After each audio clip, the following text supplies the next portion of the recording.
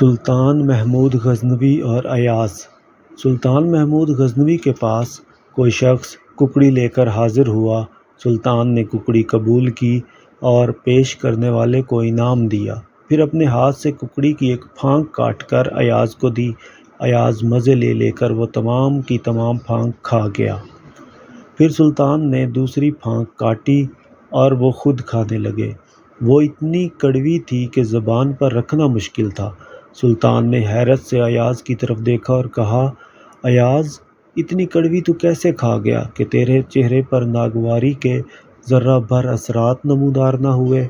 تو ایاز نے عرض کیا کہ حضور، ککڑی واقعی بہت کڑوی تھی۔ منہ میں ڈالی تو عقل نے کہا کہ تھوک دے، مگر دل نے کہا، ایاز خبردار، یہ وہی ہاتھ ہیں جن سے روزانہ میٹھی اشیاء کھاتا رہا ہے، اگر ایک دن کڑوی چیز ملے گی تو کیا تھوک دے گا؟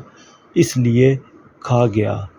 تو عزیز قارئین کرام، مقصود تحریر یہ ہے کہ یہی مسلمان کی شان ہونی چاہیے کہ جس اللہ پاک نے انسان پر لاتعداد احسانات فرمائے، اگر کبھی اس کی طرف سے کوئی مصیبت آ جائے تو اسے خندہ پیشانی سے قبول کر لے۔